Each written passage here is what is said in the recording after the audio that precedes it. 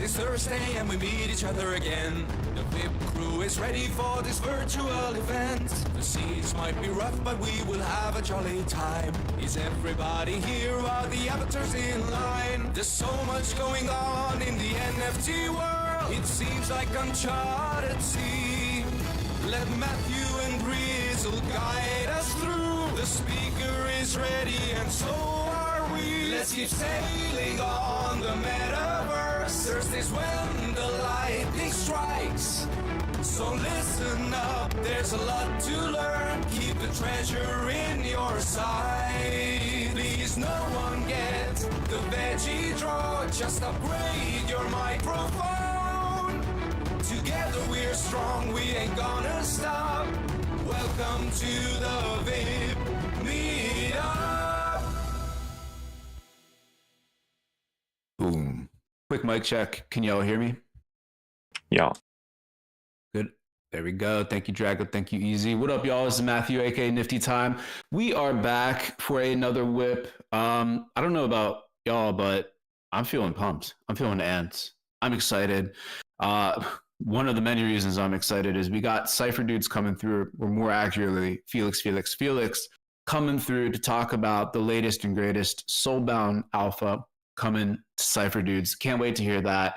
It's one of the projects that I think it's like a lifelong project to get stoked on because of all the features and capabilities and how people use it and how the project creators are thinking about it. So I'm very excited for that. Also, we have a new project on my radar, at least, with the creator coming through, Teto, who's going to be talking about Mortem. Very excited about that. Unsure what is to come, but that's the greatness of the WIP, to be quite honest. Real quick shilly session. Rizzo and I, we got on the horn again, talking some shit. We're talking about the closure of Maker's Place last week, some thoughts on that, and talking about some agentic frogs running wild on the timeline. Check that out. It was a good conversation. If you like it, mint it over on pause.media. Tomorrow, jumping on my first ever hosted Twitter Spaces. A new project popped up on my timeline this week called Echo.xyz, ECHW.xyz, new minting platform. The dev behind it worked with FuckRender in the past, building out his Lucia project, sort of their claim to fame, adding sort of like a price ramp that they're calling a bonding curve mechanic to it with some Solana token associated with it loosely. I'm just trying to do some fact finding to see what's what, to see what their actual plans are, to see if there's a there. If you're interested, join in, hear it from the horse's mouth tomorrow and catch that. Outside of that, yeah, I'm going to shut my shilly mouth up so we can get this hype train rolling. So Rizzle, dude, if you're there, take it away. And real quick, cheeky shout out to Skeeny, that mofo that just hopped into the chat a little bit earlier. Yo, Matt is going rogue and is hosting things and doing interviews without me. No, for real, listen to Matt's thing. You know Matt's always got his hand in interesting things.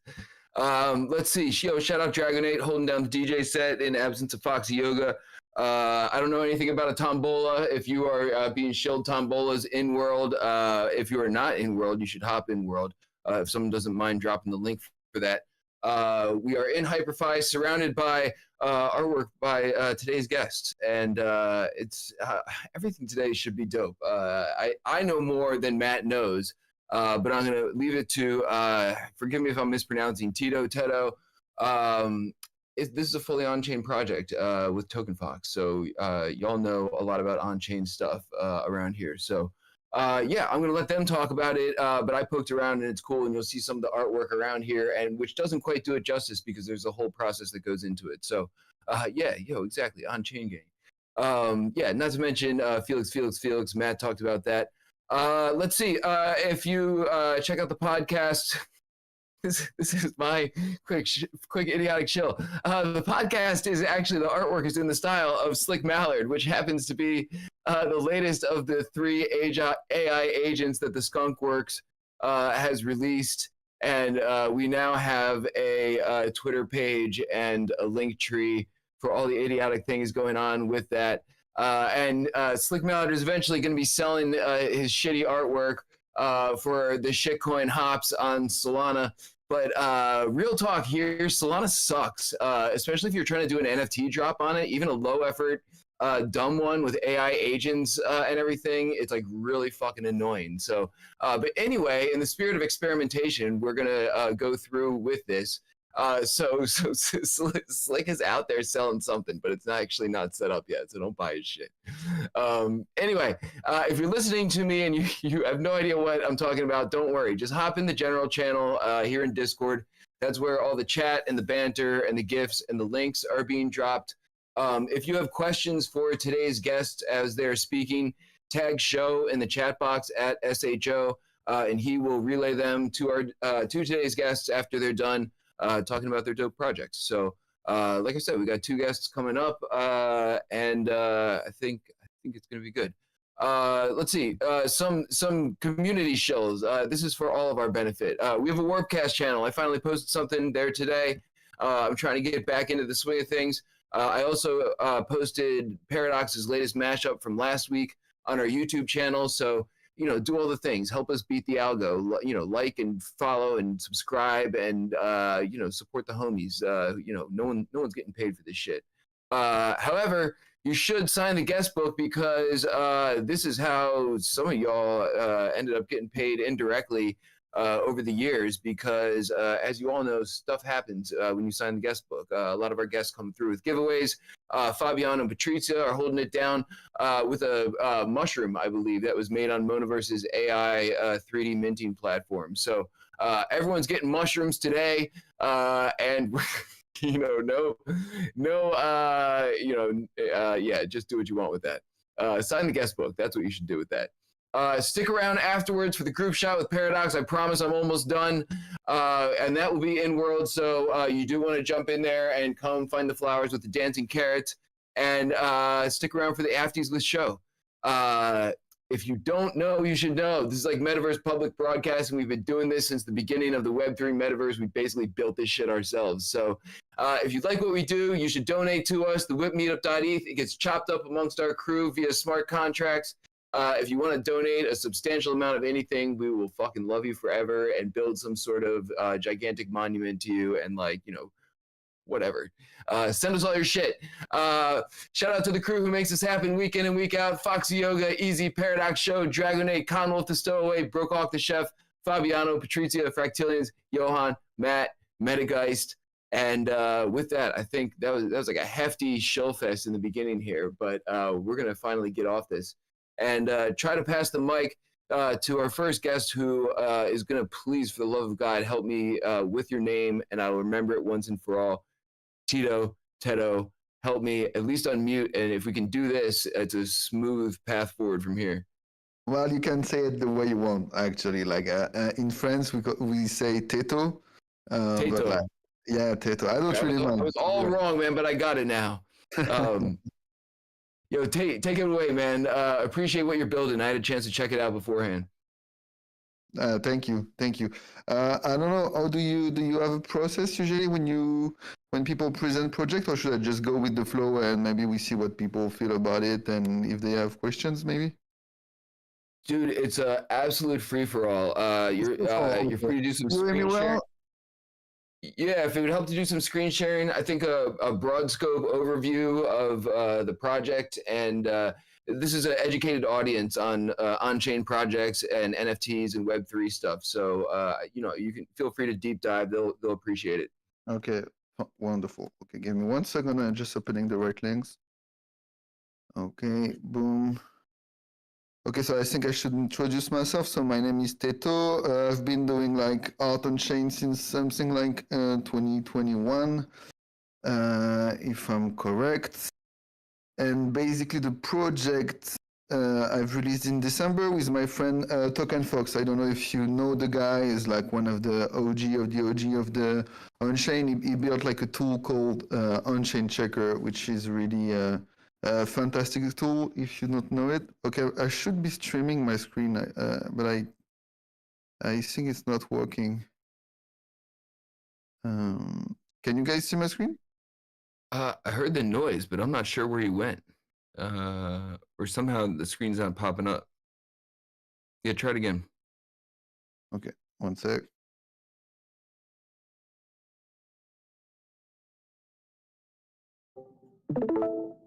Okay, There we go. Okay, great. So just to give some background to the postmortem. So this was my job from last year. So you will see I have two themes in my works: the eyes, because they represent lots of stuff for me, and the relationship to the tech. So this was on chain. This was with Token Fox in 2021, and yeah, and in December we released this, which is basically the sequel to Panopticon. So Panopticon was about the relationship between the screens, and it was asking the question, are you looking at your screens or are they looking at you? And here we changed the topic, and here we are asking, okay, so all NFTs, because those collections are fully on chain, so rendered on chain, HTML served on chain, etc.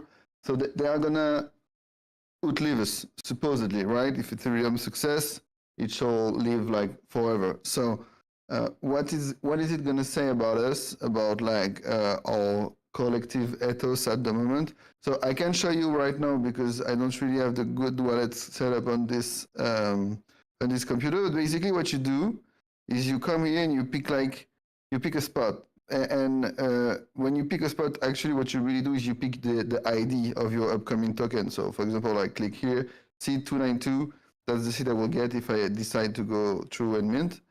And then you are presented with a set of questions. You have actually 18 dilemmas that are impossible. There are no good answers, right? I'm not showing the questions also on purpose because I don't want to spoil the fun. But basically, those questions, they are like, do you prefer to kill you? It's not that. It's a bit more subtle. But like the first one, for example, is like you're in an hospital that's in a deep crisis, an underserved hospital, and you have two choices. Either you let patient die because they lack new organs, or you choose to accept organs from human trafficking. So this is a type of question, right? And we're not just asking the question, we're actually recording them on chain. And also we're using those questions to manipulate the DNA of the upcoming flowers. So all of those are minted flowers, right? So if I pick any, I don't know, let's say, which one? Okay, let's say this one. And you see there are the traits here.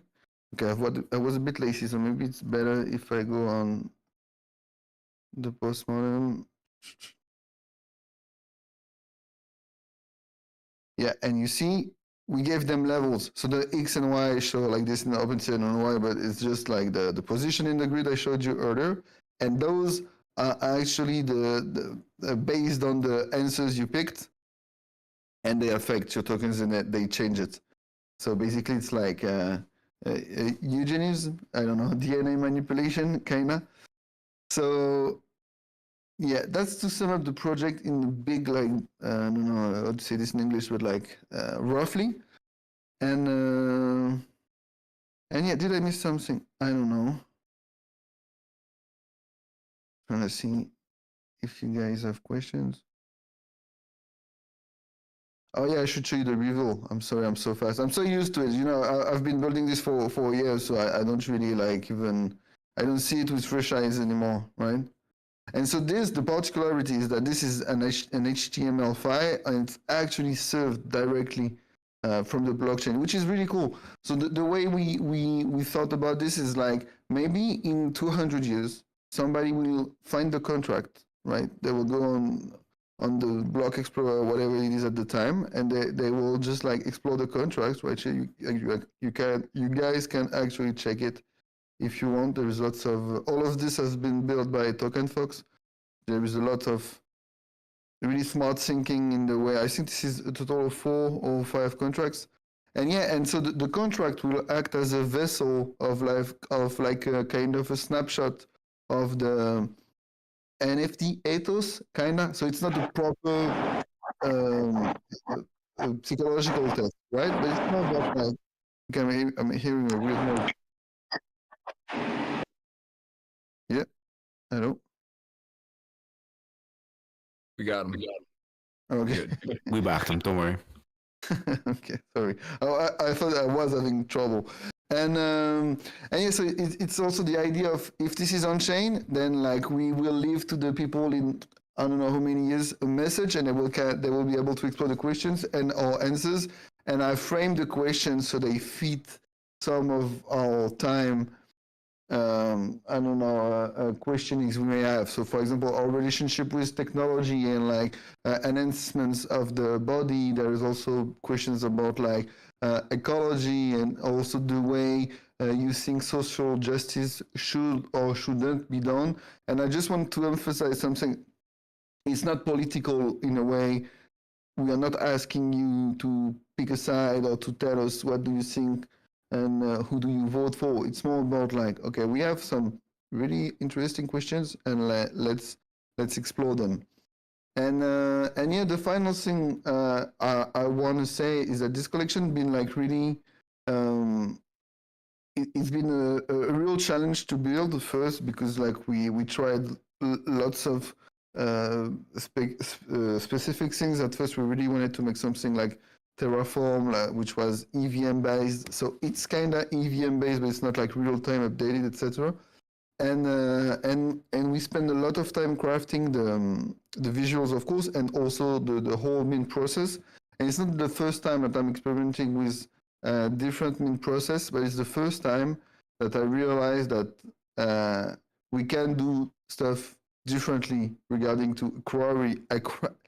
Fuck this fucking world. Like, sorry for the language, but acquiring NFTs is a bit too easy. It's just like buy and then you get the stuff. And I think it's a bit like boring and you don't really connect to it. And the feedbacks we had from this collection were like really amazing.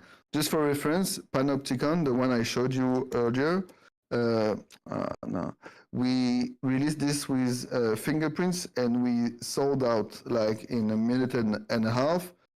But like we didn't add this much of feedbacks than with Postmortem because I realized there is this lack of maybe, I don't know if it's emotion, but like deeper relationship with the tokens because in the end that's what they are, they're just tokens, right? But like each of these flowers, the people who minted them, I think they will remember the mint experience, right? Because they had to think about it. They had to go deeper than just, is it the right price I want to pay for a piece of art, which is obviously the first and important question you should answer. But then they had to put a bit of themselves in it. And it was really like a mind-opening release, even though we didn't sold out yet. Maybe it will never, but it's still a major success for me.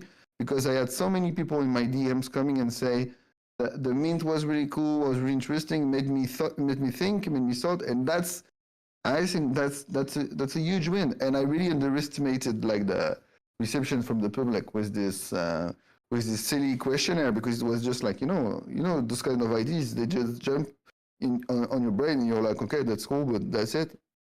But no, it was really it felt really cool. Really good because the space moves so fast and we all know how it is. And for the first time I had people really, and you can check on Twitter, it's public. So yeah, very happy.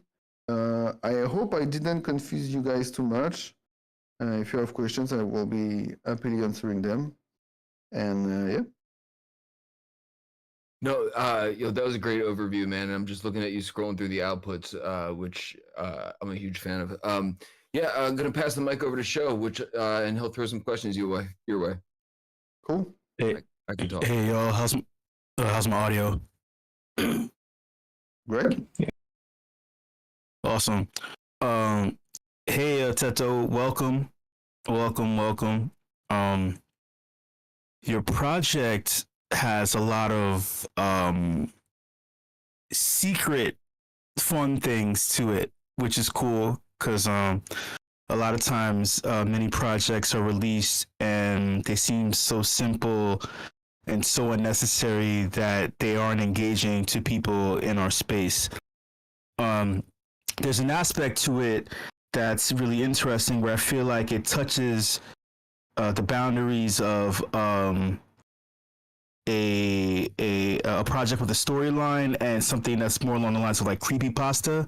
where people will start discovering dead projects, and then they reveal that there's secret messages, and actually the project isn't really dead. It's just somewhat dormant until people start unlocking things. Yeah. Do you feel like this project is something where you want people to continuously unlock and find things even after it may appear as if you've abandoned it?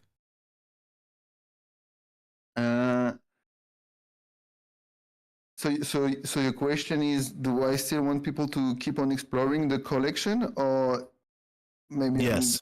Yeah. So for example, that's why we didn't release the mapping of the answers to the traits. We haven't disclosed to the public what's the effect of your answers. We tell you you have an effect, and thus far you have to trust us, but you can also trust the smart contract. And yeah, I hope people will keep on finding details. Like, for example, I can show you that the grain here is generative, so it's not like a single layer of grain. It's a really different grain based on several parameters, etc. But I don't know if like there is lots of thinking that was made to make this project happen. But at the same time, this is just a two-person business, so there is like the depths. I think will mostly come from the people reception to it. But also, I mean, you can see the trait. Oops, sorry. You can see the trait. There is room to explore stuff, right? There is lots of little things you can check. There is lots of details. But I'm not pretending that I have like written a story, right? It's not a movie script neither. But it has some depth. And at some point, when we will close the project, we will release the questions. And maybe you guys have seen, but I've made a small stat stuff. There is a silly little board that doesn't mean really anything. You just take your morality score, which is the overall score from your answers, and then maybe I will map them and see what people choose, etc. But then it will live as it is, right? That's also the goal of this collection. This object is like this will move over time, and its very essence won't move, because this is the essence of on-chain. I mean, this on-chain actually, and I think it's very great like this. Did I answer your question? Yeah, you did. And it's funny that you mentioned all that, because Rizzo wanted to know, how did you come up with the concept of this project in the first place? That's a tough question. I knew I wanted to do flowers, and the reason for it, I don't really know. And I think it's because to me, on-chain echoes a lot to death, actually. Because the premise of the unchainness of things is that they will outlive you. So immediately it makes me reflect on death, and especially as a creator, you know, the one of the major problem we have is work preservation, and also keeping tracks of what we do. So I've been an artist for more than 10 years now, and like the only time I really started to leave a track of my work is when I entered the blockchain. And it's also because I think sometimes this space is too focused on it's not a bad thing inherently, but like being so focused on numbers, whichever they are, it makes you sometimes forget maybe what this technology was built for, and ideology. And we've seen this with traditional web, right? From the beginning of the web, which was really like anarchist kind of mentality, and really at least very open-minded and different. And we ended up with social networks. So, you know, it's also just a gesture to say, if this blockchain thing is real, like all of our stuff on chain will remain forever, maybe it's important to have some reflection on this, right? I include myself, of course, in this conversation. Yeah, that's funny. We have a question from Nifty Time. He would like to know, are there any traits that haven't been minted yet that you're excited to see revealed? If all traits have been revealed across the minted outputs, what's your favorite trait in the collection? Interesting. So I think all traits have been. I'm not even sure, but it's mostly about like combination of traits that I would love to see, because there are some we cannot see it here. You see, I've coded this to have like this kind of gradient happening, but there is like many levels of gradients that could happen, and like the way this stem does. And also, we don't have many. We have some really monocolors one. And my favorite trait, I don't know. I couldn't say. I cannot give you a favorite trait. I can give you some outputs that I really like. I really like the messy ones, and it was really a fight with Token Fox to keep the algorithm. I'm just, to be honest, if I have to do some self-praising, which I'm not really used to, I just like the fact that when you look at the outputs, they feel like really dense in terms of texture. Because I really wasn't trying to go for something unmade, but I wanted something with depth. You know, sometimes I feel like gen art can be a bit too soft, and I think this is a good like mix between grunge and gen art.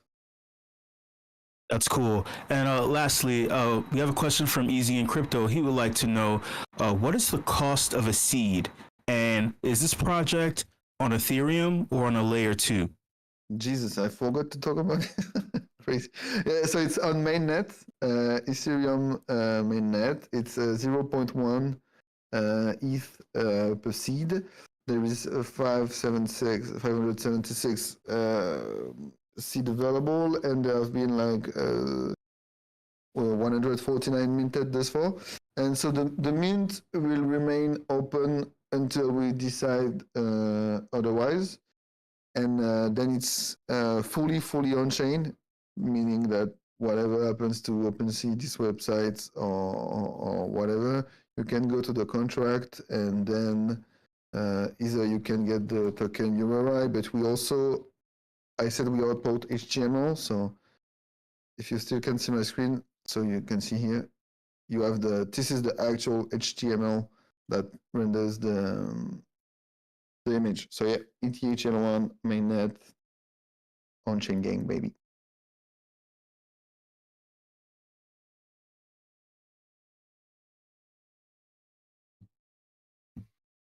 Yo, really appreciate you hopping on the mic here, and what you've built. I think it resonates with a lot of us. A lot of people here appreciate the fully on-chain aspect of pretty much anything going on these days. Not to mention something with as much nuance as you got going on. So, which is a good transition for Felix, who has got some nuances, as you all know.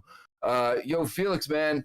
If you can unmute, or actually, we've got you whacked because you probably had a hot mic at some point. I'm going to unmute you. We're going to try and pass the mic over to you. Now it looks like you can unmute, and we're going to do the microphone shuffle, man. Yes, and it's going to work.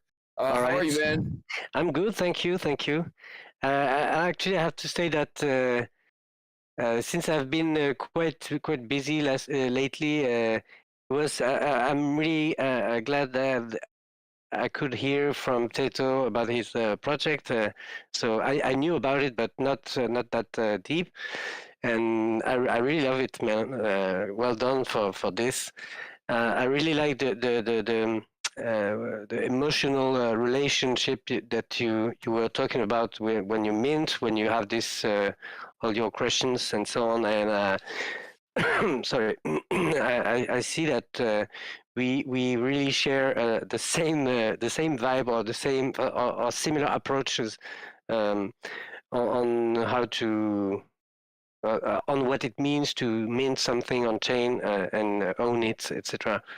And also the code, maybe. So I wanted, that's why I asked to be on mute a bit earlier. I wanted to ask about the script and so on. You mentioned it was JavaScript and it was on chain, but it seems that it's somehow alive on the browser. It means like you could even react to some front end stuff. Like I mean, you know, in that's a hypothesis, but since it's rendered as we see, it appears with this animation. I can imagine when if you set up a website or another like a front end that where these flowers start to move or something. So I really love this alive artwork that outlive us, as you said. So great, well done, man. Congrats. And yes, happy to be here again. Last time was I don't know 6 months ago or something like this. About I shared about Cypherdudes. Can you hear me well? No, it sounds great, man. Yes, it sounds about right. 6 months ago, I want to say it was like June or something like that. Is Yeah, I before think the so. sellout and everything, man. So it's great to have you back. Yeah, thank you, and thanks for proposing like a few days ago. There was a good opportunity, like the right timing, I could say, because in about in few weeks, actually during NFT Paris that is coming mid-February, we will release a this new project that is actually completely connected to the first one, or Cypherdudes. It means that we just a quick summary about Cypherdudes. It's a generative. Maybe I show my screen as well. Just a moment. Yeah.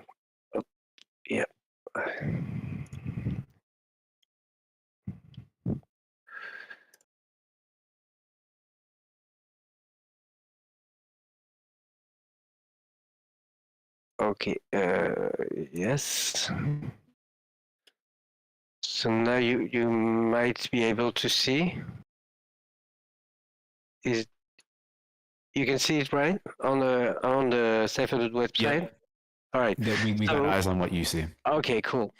So that's what I actually presented 6 months ago. This generative project that is also on chain, and that is actually interactive. That contains some kind of features that turn each token into an application somehow.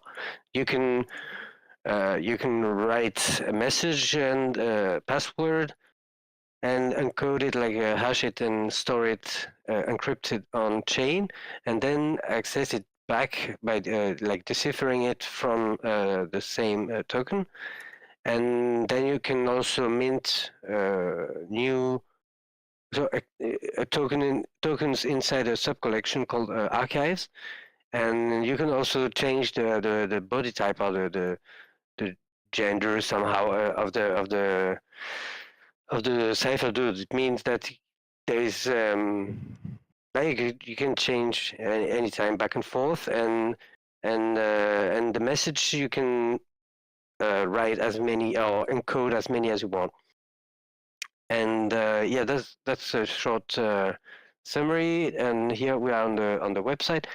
And this new project, we decided to try a certain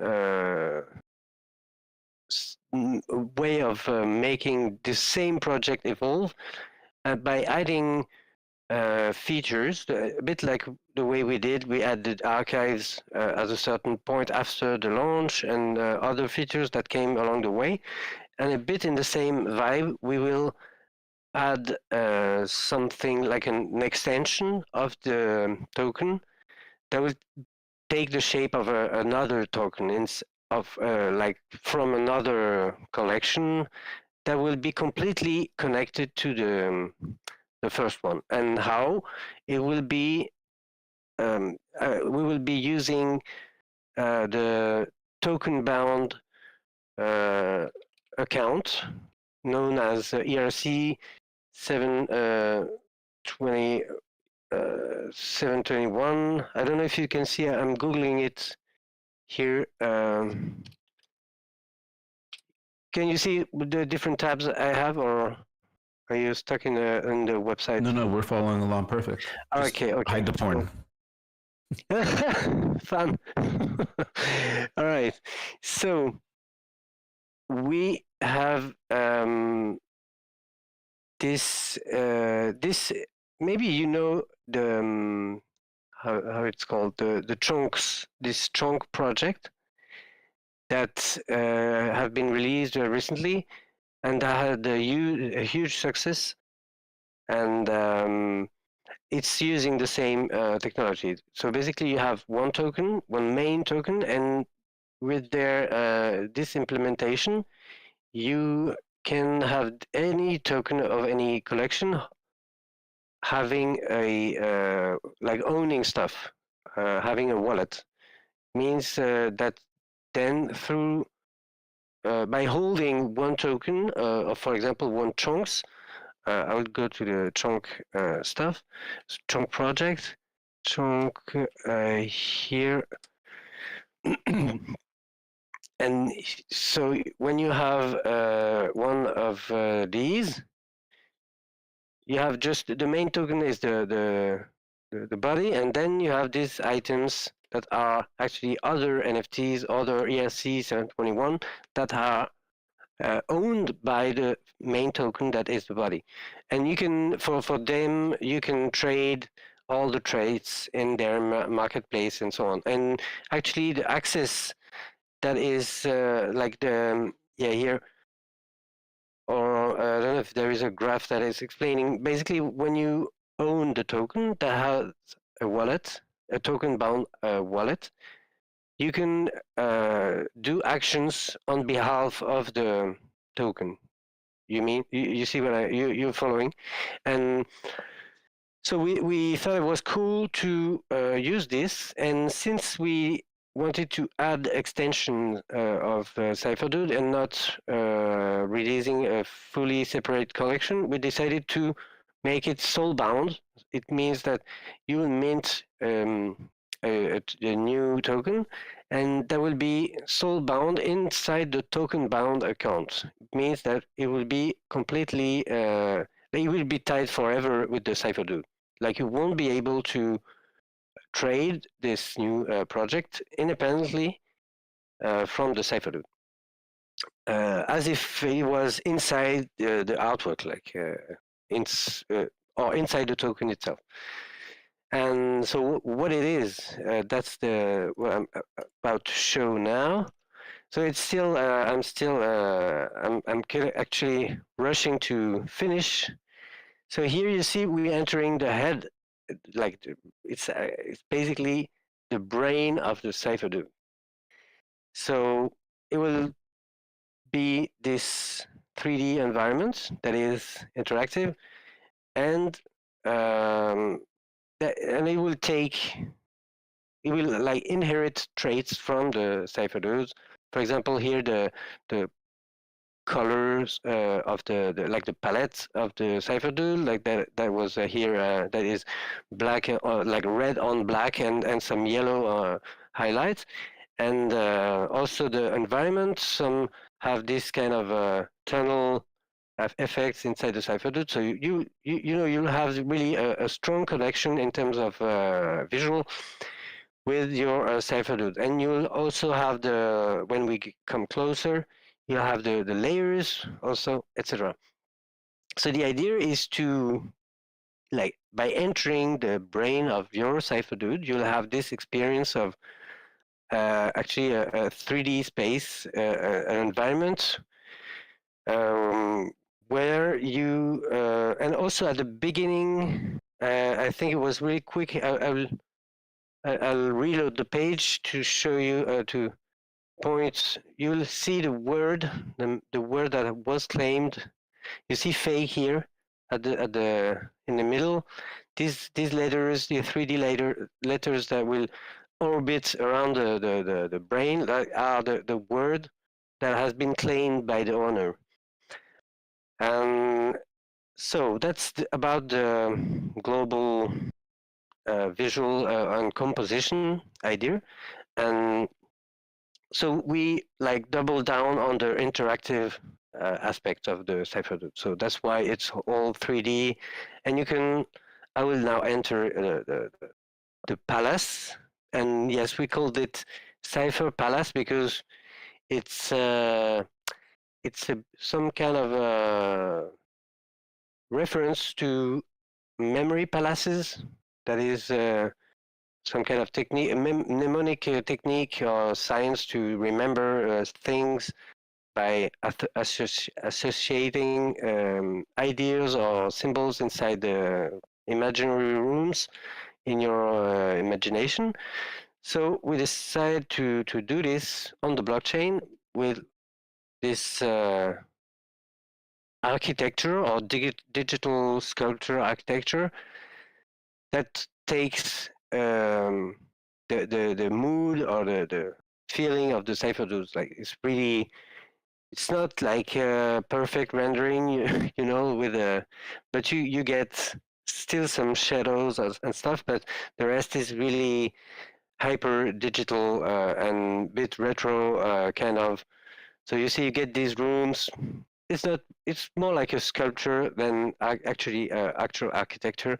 So you get at least a space where you have different objects that surrounds you, and you see these lines that are crossing the whole cube, and they are showing you the order of the rooms, or at least it's telling you that all these rooms are connected in a way somehow that makes so that you can go from one to another without going back to the same room. And so that's another quick overview of what's inside. And then you have some elements that are actually interactive inside. And I will find one. Yes, for example, that little blue stuff here. Here, yes, I'll go that way.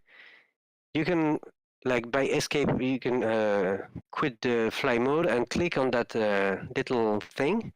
That is actually a small fragment where you can like draw something, and like it's small pixels stuff. And why? So the concept of these, and you can see that you can. It's saying room 16. Then you can go on the previous one, room 15, or with the arrows as well.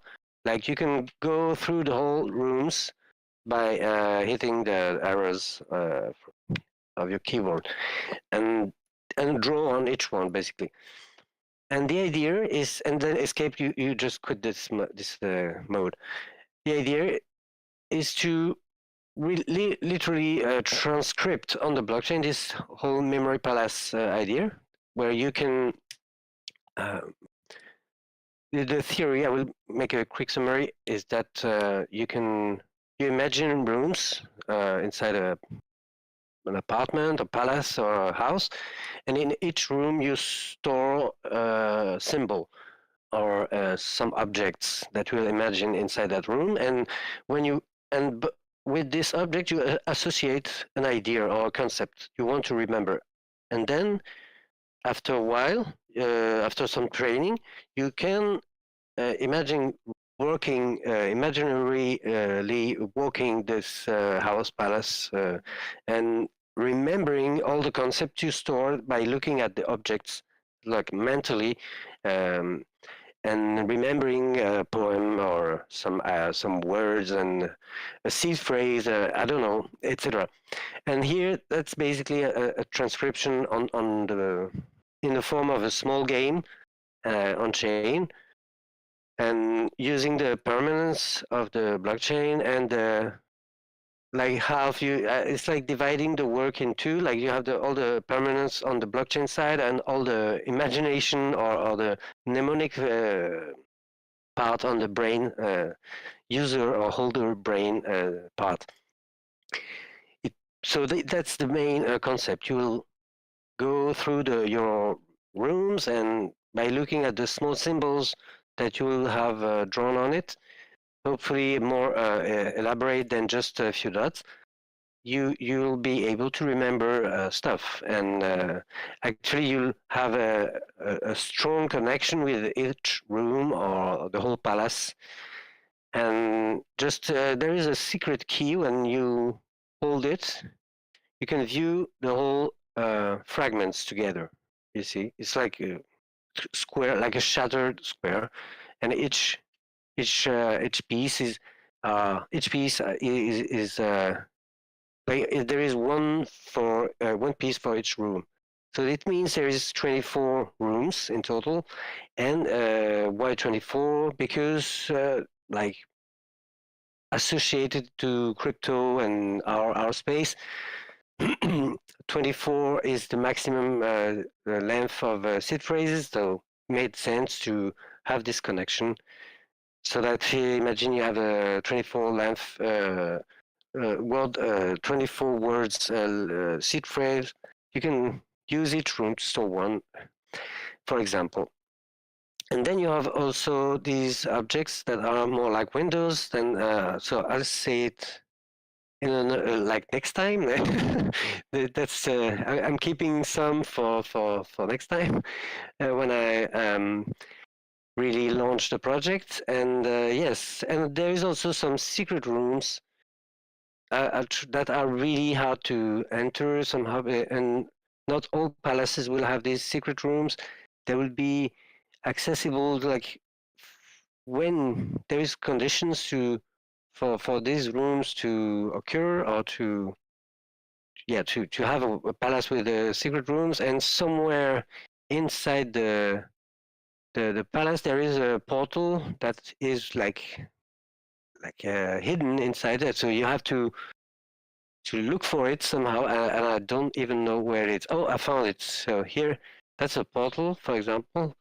That's number 2, because in that case there is 2 secret rooms. So if I click on it, I'm teleported in this space, and that's the same. That's just a huge board to draw stuff, and I can use the arrows to change the face, since it's a cube. So you have 4 drawing boards, and then you have these small buttons. You have some info, what you can do, and then you can like interact. Like you can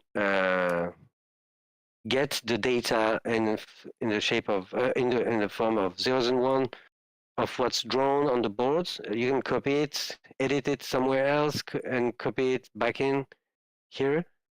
For example, I'll just make a quick example. Now, I copy the whole thing, and I will then go there, copy it, and somewhere, I don't know, there is 6. Okay, I just replaced some zeros by ones, and you see that this bar appeared here. And yes, and if I do it again, but in another place, like just one separately, so you get the idea. Just the 3 dots appeared. So you can edit it this way, or you can just click one by one, or you can do any other way, since it's somehow a data matrix made of zeros and one, and then you can store on chain the content. You can also do that with the fragments. If I go back with escape, I go back to the palace. You can store it. You can store these drawings or these symbols. You have a menu here. You can do some other stuff that I will again explain a bit later. It's already a lot of information, but you get the idea. It was our goal was to like pursue this life life project, as you said, Matthew, and to add another level of depth to Cypherdudes, and maybe quick words about the drop or the timing, and we will, as I said, do something during NFT Paris. There will be a show in a gallery in Rue Chapon. I will post the whole details very soon. And actually, in front of another gallery that's Avant Gallery, they will host a Robbie Barra show for like they start tomorrow. It will be there for a month or two, so it will be right in front, luckily. And during the NFT Paris, there will be this launch, and it'll be accessible only for Cypherdudes holder. As you understood, this connection, this strong bond that between the palace and the Cypherdude made that was our choice to make it, so we could say, and not to extend the supply, but to add some value on top of the existing project, most mainly. And there won't be as many Cypher Palaces as there are Cypherdudes. There is currently there are 2,048 Cypherdudes, and there will be only a quarter of that amount of that supply in Cypher Palace. So that just to let you know, and maybe also the mint price, because when you go to, so how it will happen, so for now we have decided that when you go, I'm not connected, but when you're connected, you see here in my Cypherdude, you can see, let me check. Can you tell me what page you see? We see the palace right now. Okay, you see the palace. Okay, I'll try to connect quick to see, to explain the whole process. So just a moment.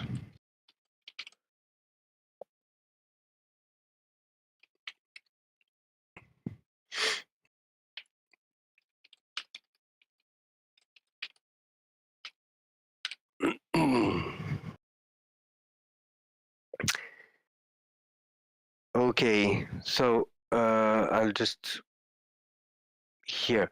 When you go to my Cypherdude page, you can see you have all your all the Cypherdude you have in this wallet, and for those who have some and maybe got them at the mint, there was a claim word button. I don't know if I have unclaimed one here. No. So basically, you could choose the word. So there will be the same kind of button to claim actually a palace for a specific dude.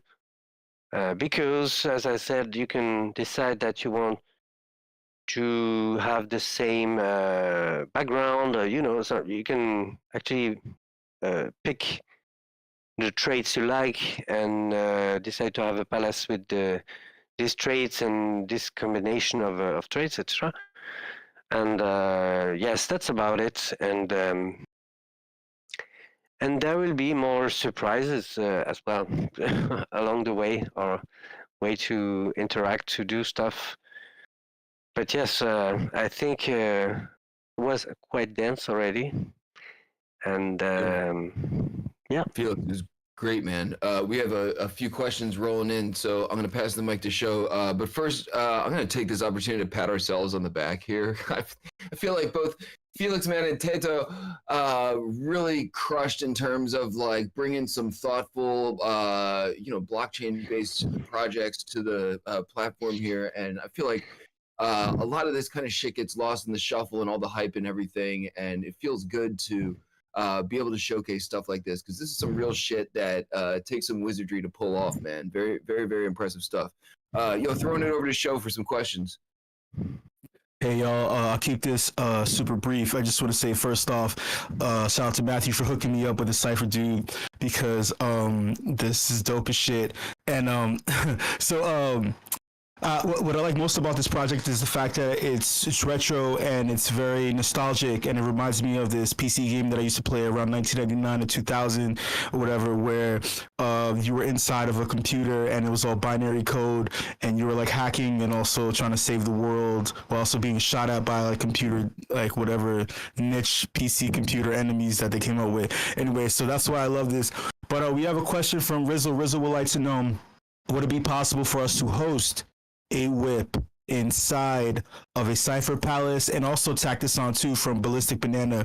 Would it be possible to have a walkthrough through said WIP inside of a Crystal Palace? I mean, Crystal Palace, soccer. Sorry. I mean, it joined was what I was saying about Teto's work. Like it's alive since it's rendered in the browser. It means that you can then hack around with it even after the piece is minted or deployed by making a custom front end to add new stuff in it. I mean, it's code, so I think it might be possible to use, especially to use one of those screens, for example, here. But that's the idea. Yeah. Yeah. Let's try. I mean, I won't say yes, definitely. I won't say no, of course. I say it sounds doable, of course. And then the walkthrough, what was you mean like walking around the whole rooms, or what exactly? So normally during the whip, like you just demonstrated so well, we have walkthroughs. So we would like to actually explore and possibly break the brain of a Cypherdude, if possible. Would that be possible? Then yes, but the thing is, now I'm getting it, because I remember. So but because the first question, sorry, maybe it's a bit more complicated. I mean, anyone could. What's maybe not possible is to have everyone joining with their VRM avatars and walking or flying around. Maybe that's not that easy. I don't know. Possibly, I'm sure it can be at some point, but I mean, we have to transcript this JavaScript-based code or WebGL into this Hyperfy environment. Maybe it's possible. I don't know. And then the walkthrough. Then yes, since I mean, if the first is a yes, then I think we can have your quests working there somehow, I think. I'll try to first finish this as is, and then we start to hack around it, you know.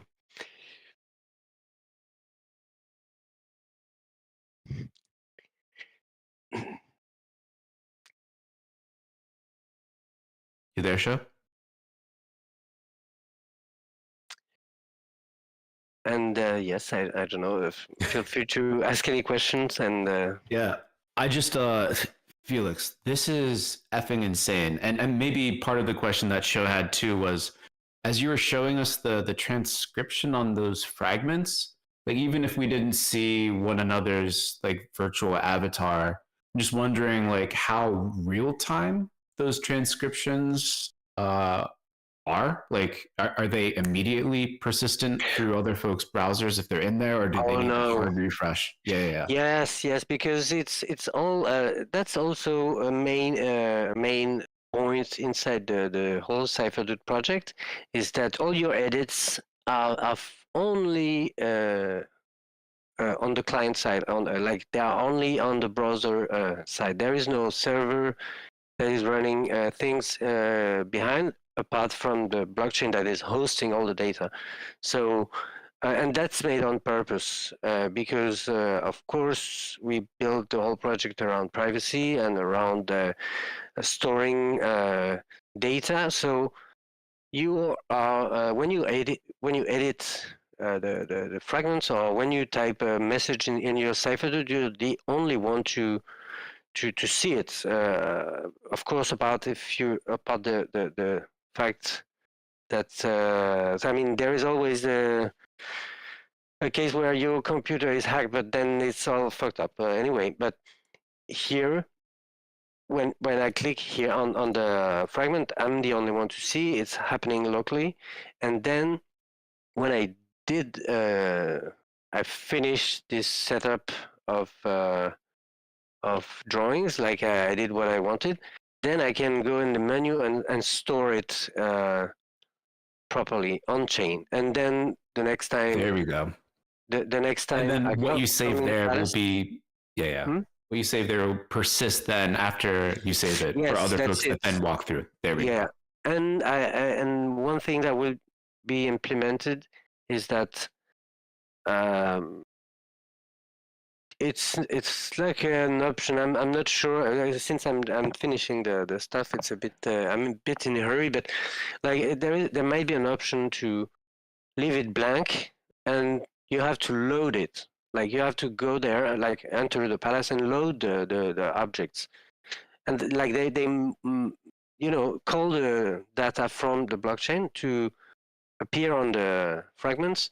And by doing that, one can imagine that not everyone can do that. You know, these some secrets can remain total secrets for people that aren't invited to be aware of these secrets.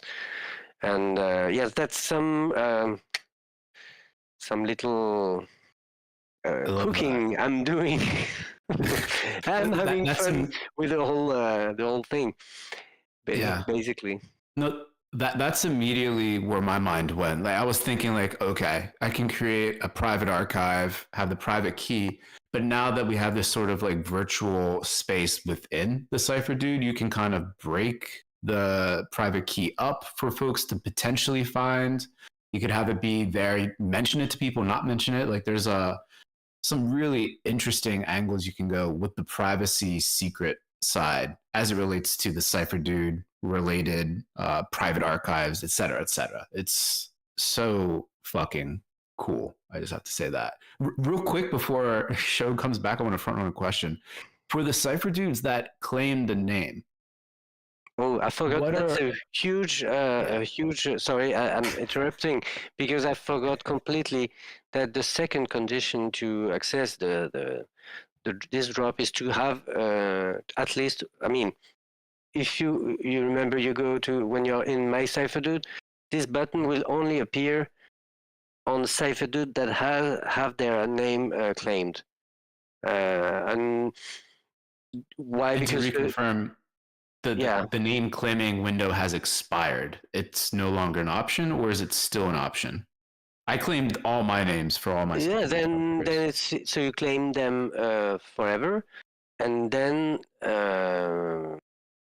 for all of your Cypherdude, then there will be this button showing. But for example, at least if you have, for example, two Cypherdude and one have its name claimed, only the one with the claimed name will have access to the palace. Actually,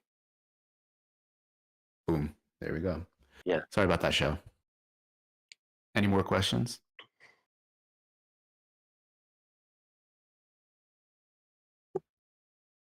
Easy wants to know right now, what if we're looking at the secondary market? Is a name claim still open? I think well, let me just say that part of that has to do with the actual Cypherdude itself. You have to go on the website, and there's a whole interactive experience where you click a name that's floating in space.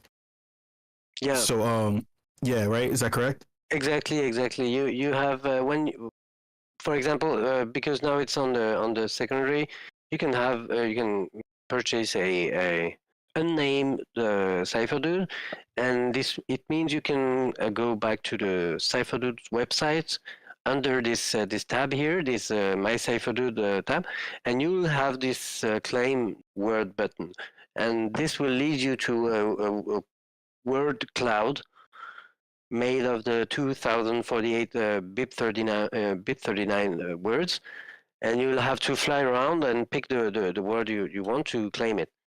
So it's still this will remain open until all the words are claimed. And yes, some decided to not claim the name maybe thinking about whether newcomers that would like to claim their name themselves, or someone to claim the last one. I don't know. So depends. Yo, once again, man, just want to thank you so much for hopping on here and Yeah, just thank everything you. you're doing out here, man. It's really inspiring to see people still diving hard into art on the blockchain and just producing some incredible shit, dude. Yo, we're gonna take Thank a you. group Thank shot you. somewhere here in world. So I'm gonna pass the mic over to Paradox in a second, who's gonna wrangle people. We're gonna play the theme song. It looks like he's getting in position up on top of the, whatever that thingy here. So double space bar to fly, if that's where we're going. Here's the link to Hyperfy, and while the theme song is playing, hop in world so we can get a good group shot here. I'm gonna stop talking. Just a humble cameraman looking for a tiny bit of attention. It's me, Paradox. Get your asses in line and smile for the fucking camera. No one cares about Matthew and Rizzle, that's for sure. It's about me, Paradox. I'm taking over the show.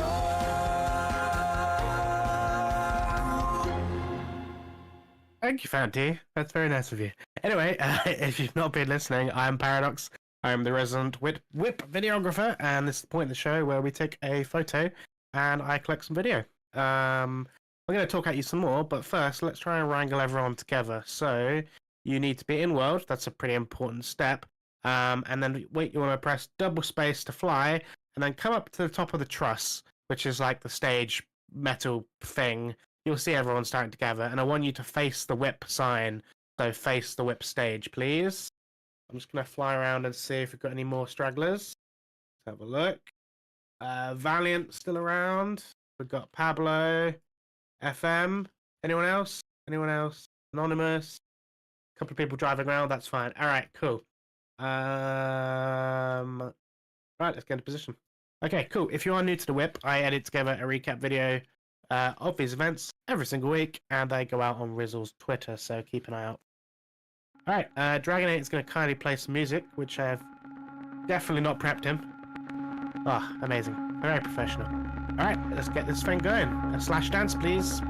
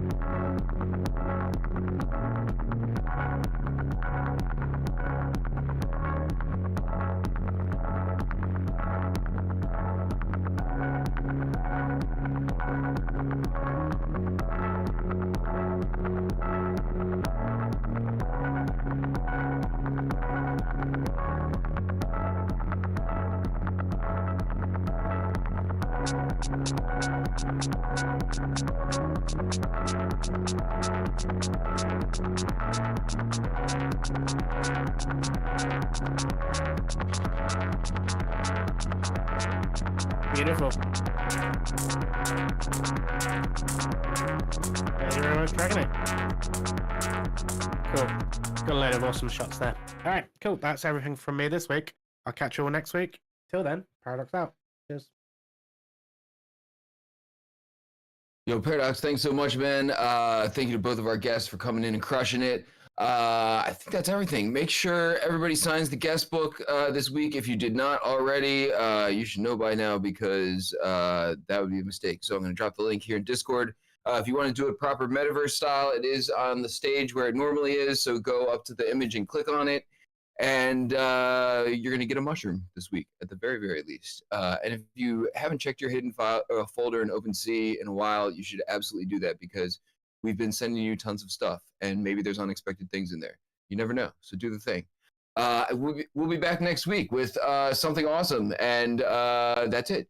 So thanks everybody for coming out, and stick around for the Afties with show. I'm going to pass the mic over to Matt real quick to see if I missed anything, but I think we're good. Matt, bring it home, dude. Dude, didn't miss anything. Excited for the Afties. Real quick, show for next week. Thinking about introducing a new little segment, short and sweet. Working title, Don't Get Sidelined. A lot of opportunities, cool things happening in the space all the time that any one of us may be involved in. Worst thing to be is sidelined when one of those interesting, cool things pops off eventually because you've been so close to the alpha. So we're going to take a little segment to talk through some things that we're all excited about that we think everyone should probably scoop up and probably hold in their wallets. See how that goes next week. Look forward to that. With that, let's get to the Afties with show. Wait, is this thing on?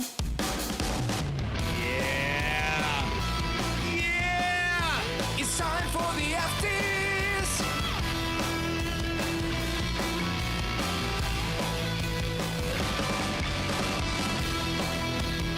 Hot takes, opinions, thoughts. Let's go. Hey, yo, WIP fam, I'm conscious of the time. All right? I'm conscious of the time. How's my audio? Am I 2x2 or 5x5? Yes. All right, thank you so much. WIP fam, I mentioned last week that I wanted to do a toast. I'm standing up right now. All right? I'm standing up right now. I wanted to do a toast. All right, and I tweeted it out, but the thing was I wanted to like create like artwork on Canva, and I wanted to like, hey, do the spread the word thing, and I was gonna do it. And I didn't do it because I felt like I don't think people felt it. You know what I mean? I don't think people felt like it when I said, hey, I want to do a toast. And now also, mind you, I know I just said it like belligerently last week during the Afties. I wasn't like, I didn't hit up the super secret crew channel and like ask for like official permission to just go and destroy shit and go rogue too or whatever, and make it like official amongst us. But I still want to do a toast.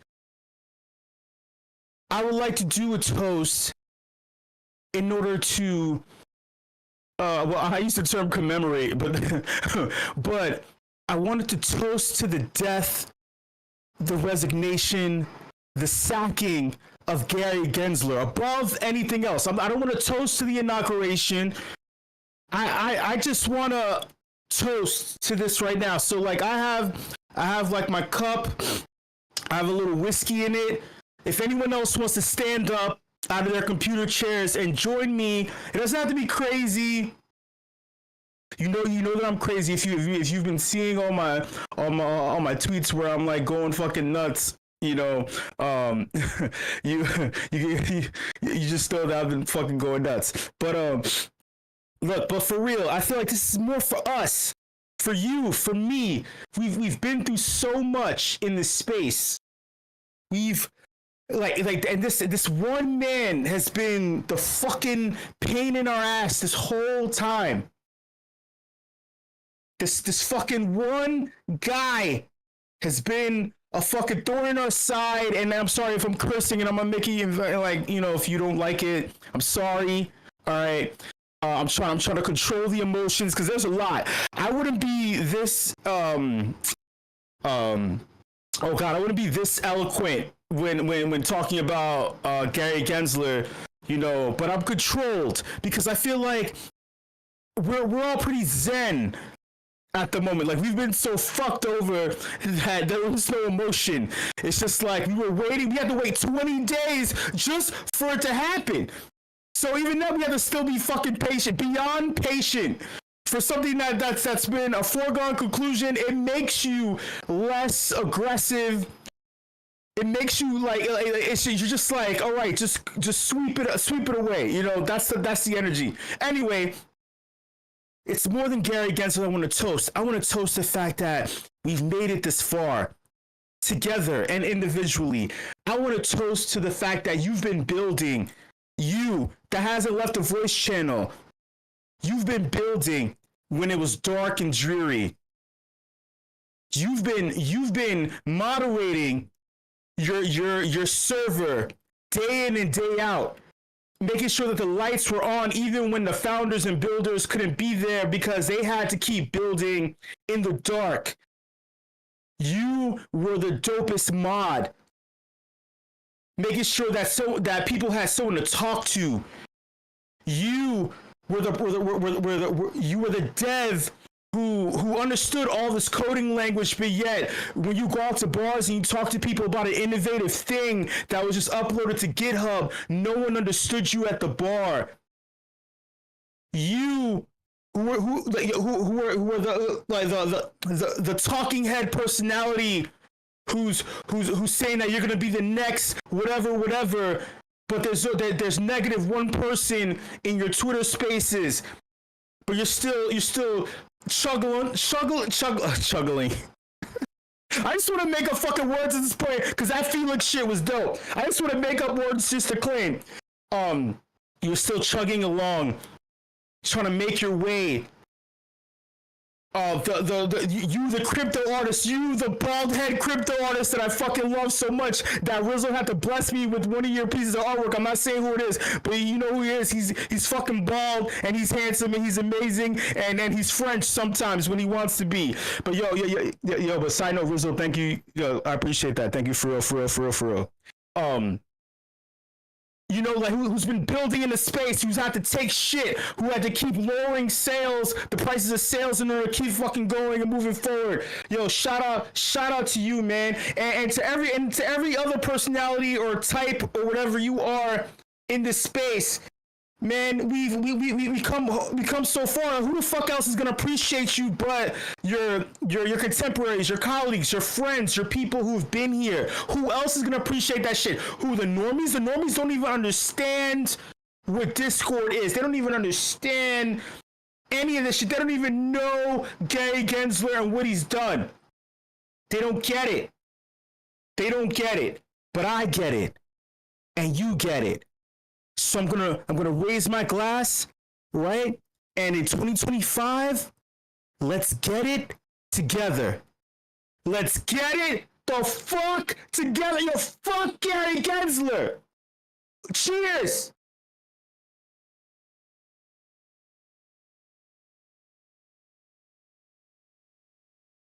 Cheers. Oh my God, that shit just sanitized my soul. It just burned away all the fucking bacteria and fucking digital growth, the fucking spores and leeches that just seep into my fucking fiery spirit. Thank you for that clink. Thank you for that clink, sir. And you who just clinked, by the way, you know that I owe you a toast in real life. That's neither here nor there. All right. So now let's get to the shits. Get to the shits. I just want to say for the record, when you toast with your friends and it's all in good merriment and good spirit and you have well wishes for everyone, a lot of times there's a lot of success that follows it. I think this was a long time coming. I think this digital toast, which is real, I really did just take a shot. I don't know if you could tell or not. Many of you probably did it and that's okay. Many of you don't drink alcohol and I respect that too. Cheers to you. It's still in a spiritual sense, in the metaphysical sense, we have partaken in libation, you know. All right, I'm conscious of the time. I'm not gonna go too crazy, but there is a lot that fucking went down. So the reason why people were kind of just like, all right, Gary wasn't the craziest thing. Obviously, it was the fucking inauguration, which was hilarious. It was hilarious.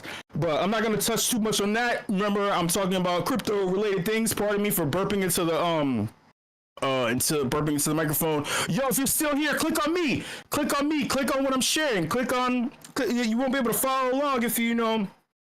Look, I have a great voice. It's nice. It's awesome. Like it sounds like I'm spitting profusely. and it sounds like nails on a chalkboard, but hey, this is welcome to crypto. Anyway, yeah, inauguration, awesome, cool. People, the first thing that let people down, people thought that Trump was going to sign an executive order to establish a strategic Bitcoin reserve. He didn't mention strategic Bitcoin reserve or crypto at all in 3 speeches that he had. People got nervous. Immediately, I take to Twitter and I say, hey, dumbass, which unfortunately, no one sees my tweets on Twitter. It's not a me thing. It's an algorithm thing. And it's like a follower thing or whatever. And at this point, I'm like, I'll just be shouting into a fucking, I don't know what. But to me, the biggest vote of confidence was the fact that, I'm going to get into it, a couple of days before the inauguration, something happened. Actions happened. Actions. I don't care about the words. Actions happen, right? So, yeah, inauguration goes down. People are crying. People are like, whatever. The price. The bulls anticipated a run up. And when the run up didn't happen, it just looked like a massive sell off. I'm a little ahead in what's going on here. Where is it at? Okay, here we go. All right. Yeah. So if you look at my screen, none of that mattered. But the bulls were chomping at the bit because something happened before that. Yo, when the Trump token launched, I'll just tell you, I was at the bar. I was like my 3rd drink in. I'm vibing. I'm literally at the bar. At this point, the bartender was cool as shit. He was just giving me fucking like he was just giving me fucking drinks for free. I was like, hell yeah. And then I'm just vibing, and like it's packed and shit. And then all of a sudden I'm just like scrolling on Twitter while I'm vibing out. And all of a sudden I see like, yo, Trump, they say, oh, Trump token, oh my God, is this real? Is this fake? And it was only 25 minutes in. It dropped, and I caught it 25 minutes after it launched, which was good timing. Because it could have been 5, and then, you know, Twitter, like, just suddenly changes your whole algorithm or whatever, and you start missing shit. 25 minutes in. All I had to do was look at the ticker, well, obviously, which is the obvious fucking thing, but I was able to read the charts and see and tell immediately that it wasn't bullshit. Now, even with meme coining, this is very difficult because if the shit happens so fast, you don't know who has what or whatever. I saw, and I tweeted out immediately, I was like, hey, y'all, like, if you have to be dumb as shit not to be able to read a chart or understand what's going on, this is real. And everyone was like, no, this isn't real. I was like, all right, shit. I'm outside. I'm not even gonna buy it. I can't even buy it. And I'm confirming it for you. Then all the big talking heads are like, oh my God, this is really happening. What is happening? What is going on? And I'm just there. I'm like fucking, I'm cackling in a crowded nightclub. People around me looking at me like, are you all right? I'm like, listen. Like I looked at this one chick. I was like, listen, baby girl. I'm missing out on generational wealth right now, but I don't give a fuck because it's funny. Listen, baby girl, generational wealth, and I'm missing it, but I don't give a shit because this is fucking hilarious. So I'm on Twitter. I'm just talking a whole bunch of shit. I take a video of the nightclub or whatever, and I'm just vibing out. So the night is there, and then Melania token comes out the following day, and the way it's set up is like the main wallet has 80% control of the Melania token, so people were questioning whether or not it's real. And then the whole time I'm like, y'all aren't watching Barron Trump. Barron Trump is the one who's connected. Like he's within the age range of understanding. He's as aggressive as his father. He's literally trained by his father with the height and looks of his mom, with Eric and Donald and Don Jr., right? Coaching him up. He needs to make a name for himself. Barron is the one you have to keep an eye on. This is the entry point. This is how he fucking slaps his penis on the table. during the family dinner. That's the one to watch. Barron didn't drop his own namesake token. Someone else did, mind you. That's neither here nor there. He didn't drop Ivanka too. Anyway, so Melania token drops, and then people are going fucking crazy. They're like, what is going on? And then this is a weird thing that happens where I started to notice something. There are many people who are quote unquote crypto purists or like the talking heads with hundreds of thousands of followers who just say shit. And they're like, Megan, stop! Don't do this! This is making us look childlike!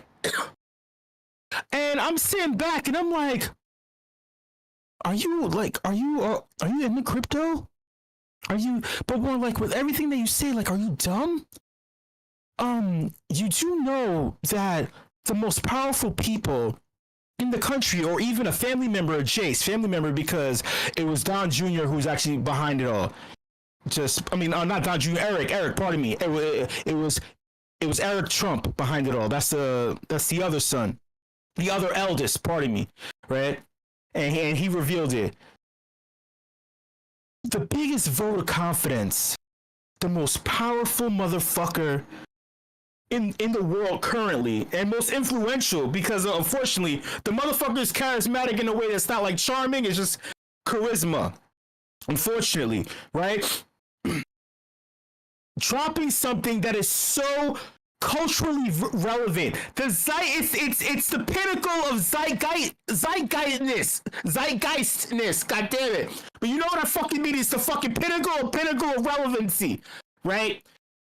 Instead, you want him to say during his speech, "I'm gonna do this, and this," but then not sign an executive order yet.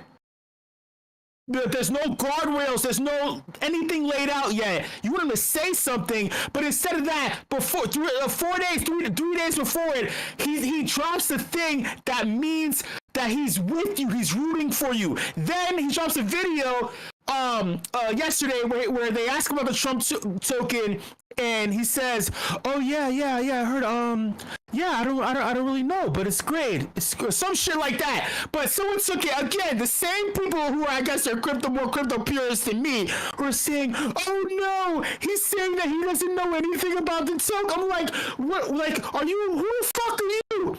Who are you? The term degen, right? It's not emotion based. Same thing as being Democrat or Republican or politician. It's not good versus bad. It's a matter of perspective. Degen will degen. Crypto holder will crypto hold. Politician will politic. A Democrat will still Democrat, but then do Republican things and vice versa. There is no good or bad. Are you with the cause or not?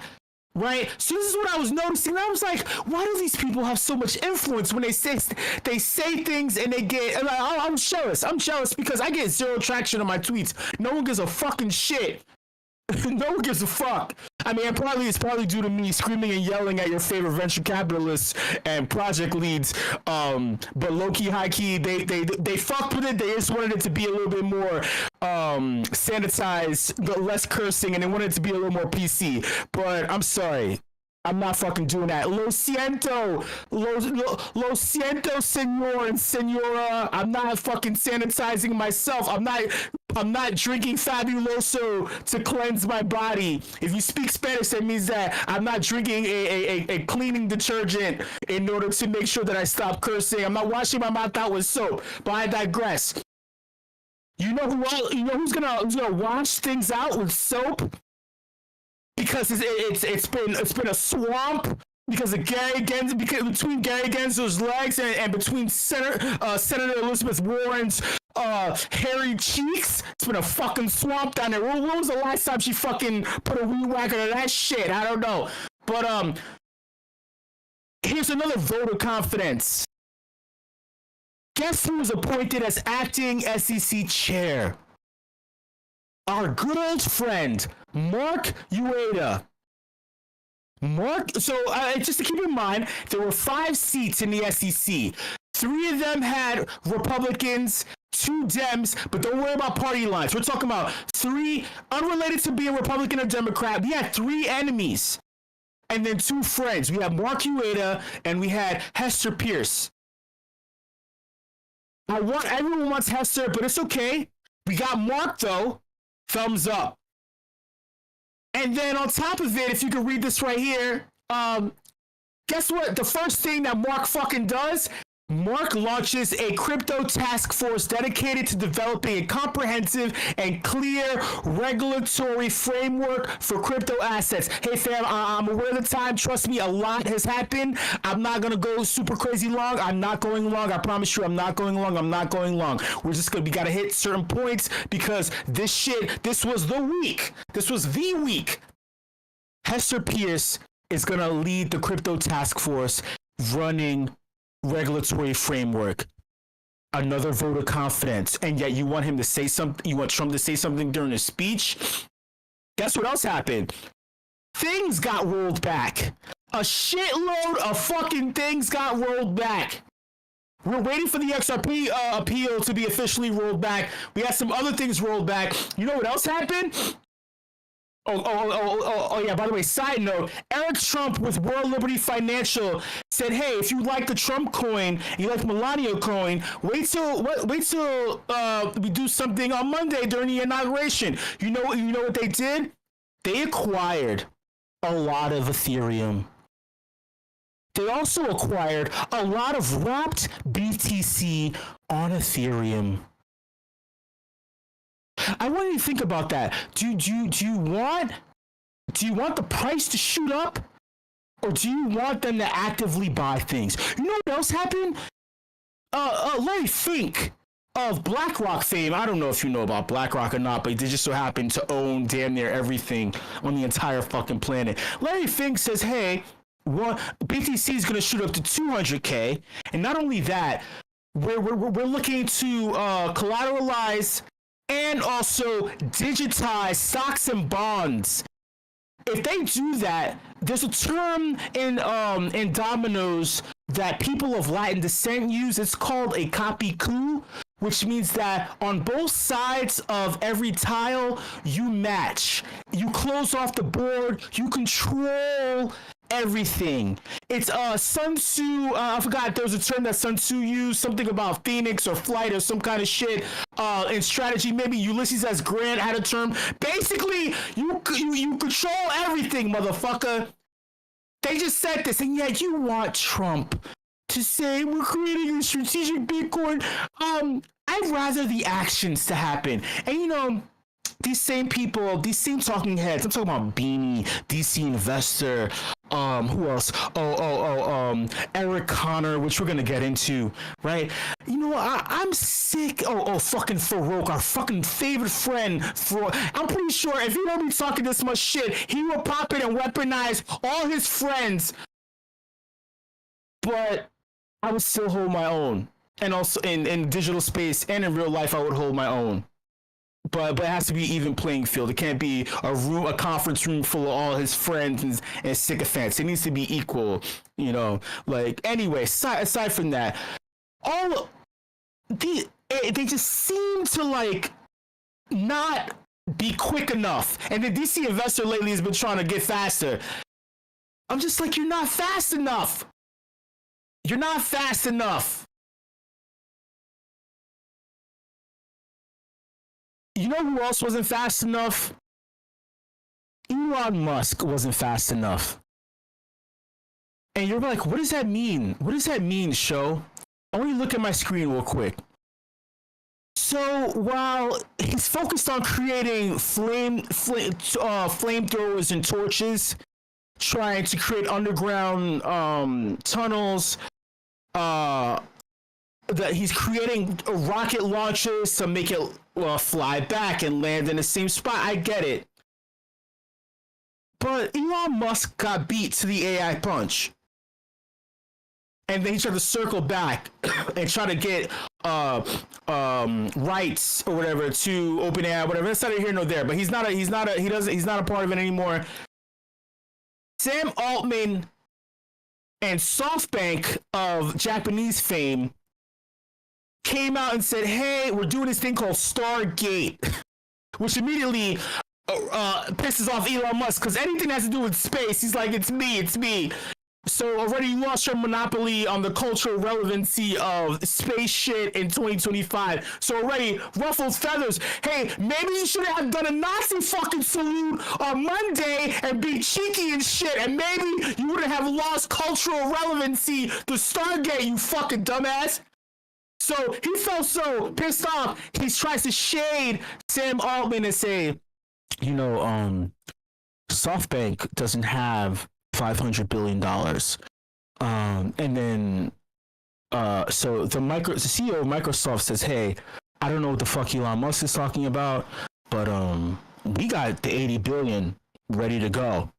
One of the investors. Another one, Masayoshi Oda, maybe that's his name, I forgot. He's like, oh yeah, man. Hey, listen, man. We're good to go on our side. Everything's stable, right? We're financial partners. OpenAI, they're tech partners. It's a partnership with us, and then we have our big investors who we utilize their tech. The investment is to utilize tech in order to propagate and push out this AI concept, basically Skynet, but calling it Stargate. Hey, this is really Skynet. Just do your research, whatever. Oracle, Larry Ellison of Oracle is like, hey man, I don't know what you're talking about. And you know, Larry Ellison hates Elon. Larry and Elon got beef, and then but they had the little passive aggressive little rich bullshit where you're like, yeah, we're friends. You give that little strong handshake where they try to squeeze your knuckle. Hey, words to the wise, by the way, if someone tries to give you a strong handshake that isn't warm, it's like a squeeze knuckle kind of thing to out alpha you. You can see it coming. Make sure look at the hands first. I want you to make sure that you tighten your hand in a diamond shape. So then when they try to squeeze, they can't squeeze your knuckles down in order to cause pain. And when they do it, I want you to tilt your hand slightly so it's off, so they can't fully direct their forearm power into squeezing. Anyway, sorry, whatever. I'm giving you probably don't give a shit about that. You care about this. So look at Elon. Elon says they don't actually have the money. SoftBank is well under 10 billion secured, and then Sam is like, wrong. And then he's like, hey, would you want to come visit the site? It's already fucking being made. And then he shades him back and says, this is great for the country. I realize what is great for the country isn't always what's optimal for your companies, but in your new role, I hope you'll mostly put America first. Oh yeah, that's what I'm talking about. Hey, Elon. I don't know what to tell you. I don't know what to say. Here's another thing. Again, I'm conscious of time. Yo, if you look at my screen, look at the screen. Just look at it, man. You're in a voice channel. Don't server mute me, dude. Unserver mute me and just listen. Unserver deafen me and listen. Look at this screen. Look at this. Do you know who this man is? Open marketplace in 2011 where you can buy things with crypto. That's all I'm going to say. That's the elevator pitch. Open marketplace that's encrypted, not on your regular internet service provider. You can buy things with crypto. Now, open means, again, for perspective, good or bad, doesn't matter. Bad stealing from somebody, bad putting up a fake whatever and then scamming, that's bad, right? Selling drugs, firearms, and unfortunately, there was child trafficking and sexual trafficking all around, right? These are inherently bad things. Creating an open marketplace in 2011, there wasn't a terms of service. It was novel in providing a platform. The people who were utilizing it badly is unrelated to the person who created the shit. Now, is he liable Did he turn a blind eye, or did he know, and then did he incentivize these people to keep selling, unfortunately, children and things? Now that's fucked up. That's bad, right? On a scale of like whatever, there is no looking around that, right? That was called into question, but I think it was refuted, which is why everyone said, "Hey, we're more focused on the platform and the innovation." I'm not defending firearms and the sex trafficking. That's, to me, that's fucking out. Fuck you, right? Whatever, right? I'm not saying that he did that, but whoever was doing that, it's a big ass fuck you, like 1,000%. I don't fucking play that shit. Drugs are relative. Like, drugs is like, dude, that's neither here nor there. It's what happens to the people. It's if you're preying on people who shouldn't be taking drugs, then to me that's bad. Open marketplace. Selling crypto, to me, is a thumbs up. The hit thing, good point about the hit thing. The hiring of the hitman, that's where the documentary, well, let's see about the documentary. But he's released, man. He's released. That was big. That was big as shit. That was big as fuck. So shout out to him, he's released. You know who else? So Tornado Cash, the sanctions against Tornado Cash were reversed. Big, major, huge. You know why? Because me and you need Tornado Cash. You know why? Privacy, permissionless, control, self-sovereignty. Rolled back. There's no little backdoor implemented. It's just fucking rolled back. Now the only thing that needs to happen is, guess what? Homie needs to be released. I forgot homie's name. It starts with a V. All right. Now that I said that, it's time to get to the fucking meat and potatoes. You're like, dude, that wasn't the meat and potatoes. Meat and potatoes, y'all. And again, I'm conscious of time. I'm gonna fucking speed run this shit. But this is the biggest thing that fucking happened to me throughout this week, y'all. So strap yourself in. This is what you were here for. I'm gonna go out on a fucking limb right now and say that I didn't know, man. I didn't know. And you didn't know too. We all didn't know. I believed that Vitalik Buterin was one thing. And I fell for it. And I was wrong. I admit that I was wrong. Wait, I'm on the wrong thing. You don't even know what the fuck I'm talking about. I was wrong, man. I was wrong. Vitalik Buterin, I get it, over the past 3.5 years, 4 years, was trying to avoid being taken to jail, was trying to avoid being sued, trying to avoid being, like, his project being destroyed by the US government and forces here and also in other places too. So he had to look docile, and his organization needed to look as if like everything was hands off. And I respect it. Strategically, I respect it because they were on the warpath. But what I didn't know was that there's a strategy that you implement, right? I forgot if I read this in 48 Laws of Power, if I read it in 32 Strategies of War, or Sun Tzu Art of War, or if it was in Masashi Book of Five Rings. Oh, hey y'all. I curse a lot and I'm belligerent and shit only because I know what I know. I'm very well read and multiple times, not just a glance or whatever. No. So to correct myself, it was in none of those books. It's in my favorite book of all time. My favorite book of all time, which I read 8 times back to back.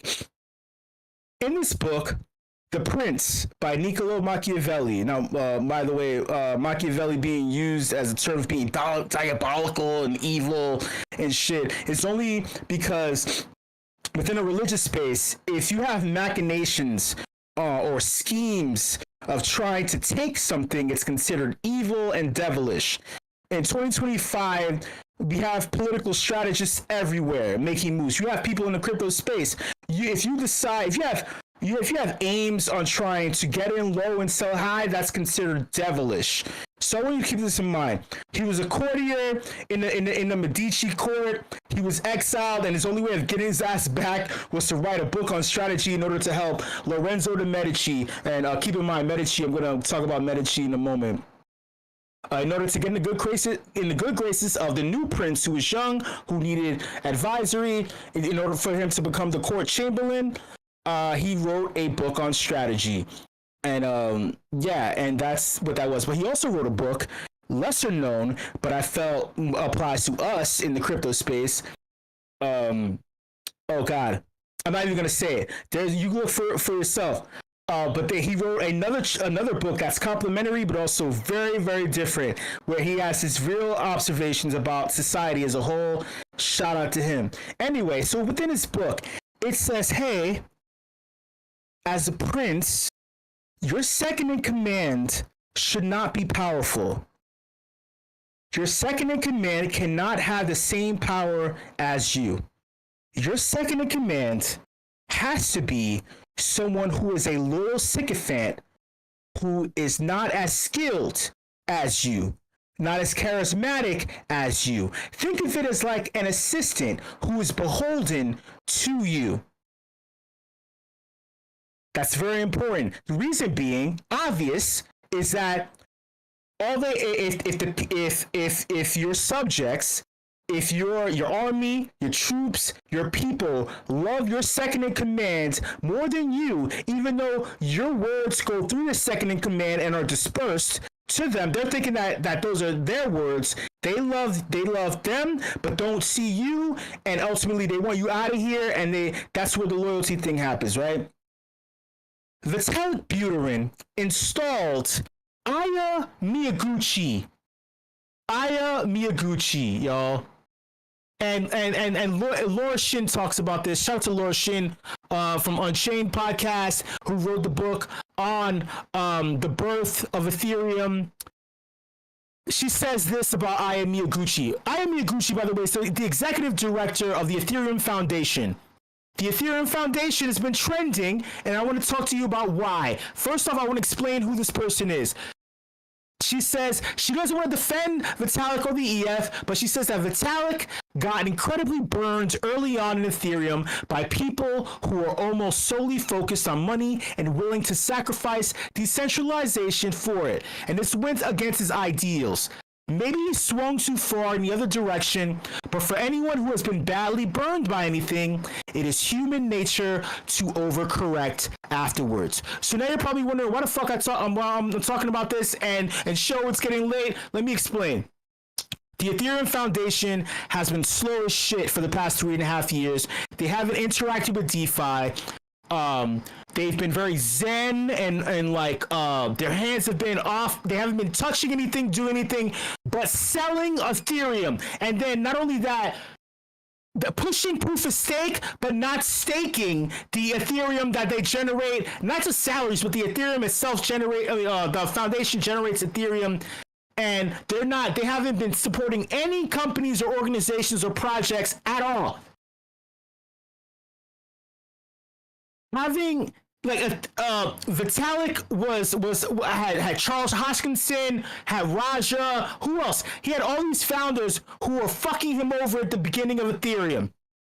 So he said, hey, I need to take a step back and learn something. I can't have people on equal footing or beneath me having as much power. I need someone who is weaker but extremely loyal, who will like you need a proxy, right?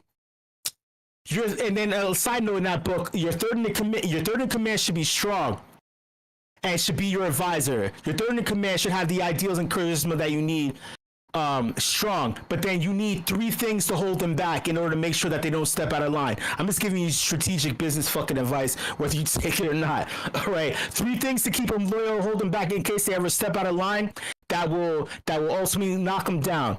So and the third thing needs to be so egregious and fucking because it's your last resort, whatever. Anyway, sorry. So I'm pretty sure he has that on Aya.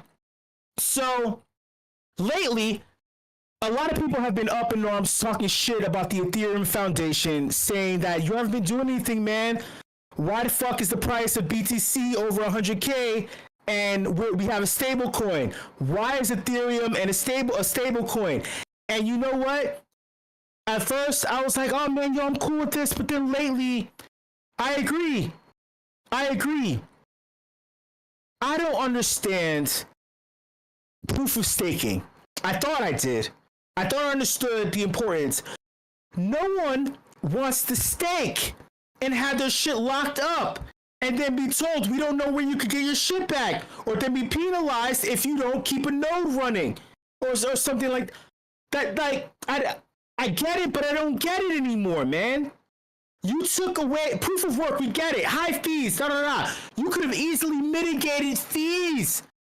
We know this in hindsight because we talk about it. So everyone's been complaining up in arms, going to war. Shit, I'm jumping all over the place.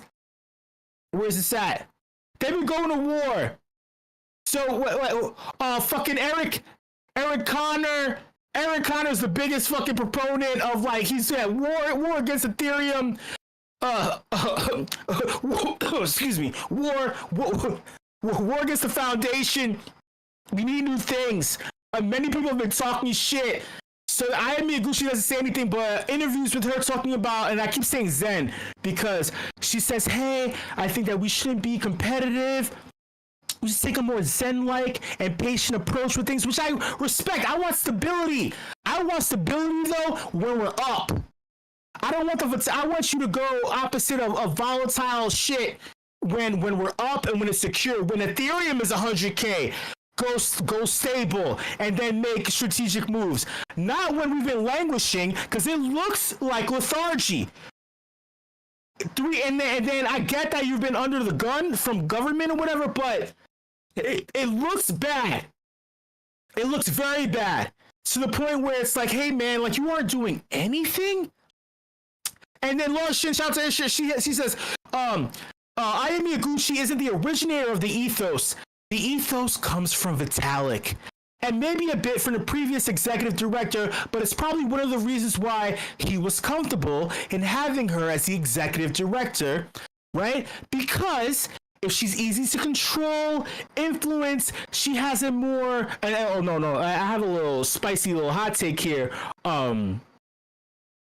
She fits a particular demographic that appeals to his young, wily, he wants to sow his wild oats with, or whatever, right? A nurturing young woman from a particular region who understands tech, and it's also caring and very patient. And I didn't want to go there, but this pissed me off, man. I didn't like it, man. I didn't like it, you know, because wartime Vitalik is a nasty man. Wartime Vitalik. Oh god damn it. All right, here we go. Yeah, he started talking shit. He started talking shit. He started screaming and yelling at everybody for saying, like, hey, we want Danny Ryan, because Danny Ryan was the architect of the merge. Even though proof of staking is kind of fucked up right now, and we just keep creating ETH, and then we have no exit. But Danny Ryan, I tweeted this out. They said Aya is good for peacetime, a peacetime leader, but Danny Ryan is wartime, right? Because there is a change of the guard. We're coming from crypto winter. We need a wartime leader in order to keep us afloat, but stable too. A stable leader, which I commend Aya. She kept Ethereum stable. We didn't fucking die off. We didn't die off. But a wartime leader would have positioned us for an inauguration on Monday. Massive amounts of market share was lost to Solana. Shout out to Rizzo for saying that Solana fucking sucks, and we all know it sucks.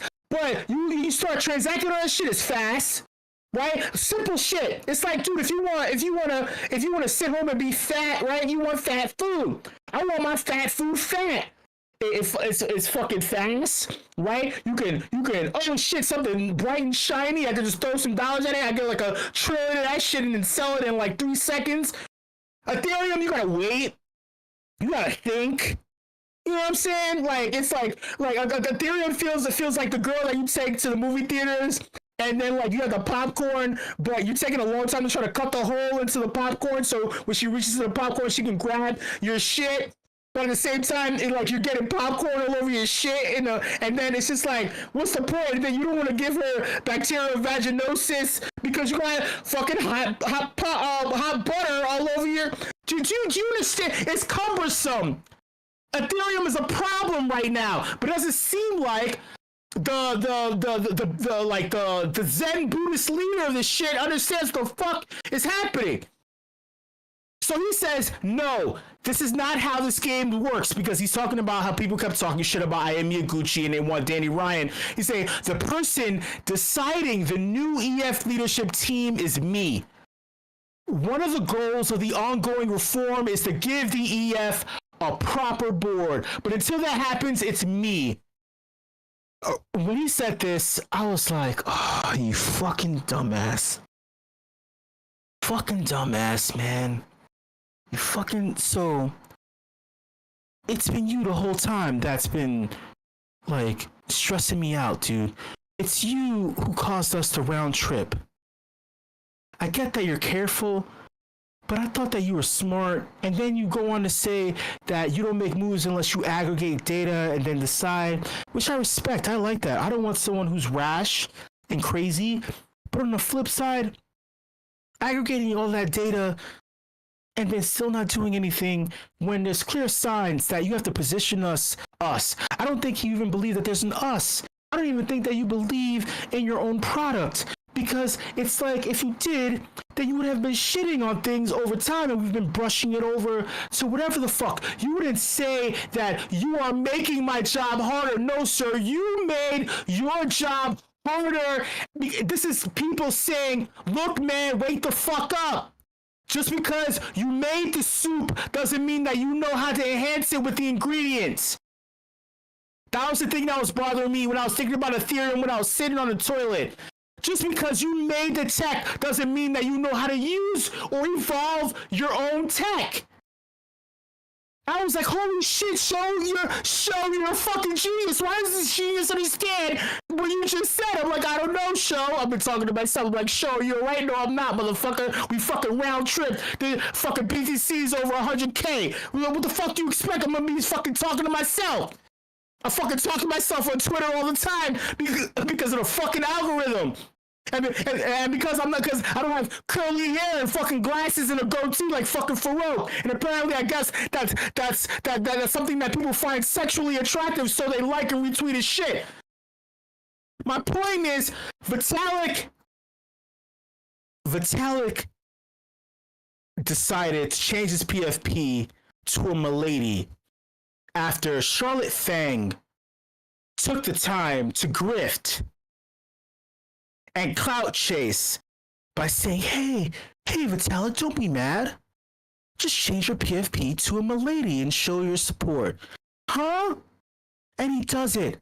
And then he goes on to fucking berate everybody. That's not it. Hold on. And I'm aware of the time. I'm aware. God damn it. Listen, this shit concerns all of us. Because I was like, yo, what the fuck are you doing? I was like, what the fuck are you doing, Vitalik? Where is this shit? He starts talking shit. He started talking, I can't even find this shit. Look, he goes on a spree. He goes on a damn spree. I can't even find it, man. Fuck it, man. Look, he goes on a spree. And he calls out every influencer who started, well, mind you, I didn't like it. They were harassing Aya Miyaguchi. Don't harass the young lady. Don't harass her. Right? And if you put the pressure on, we keep the outs.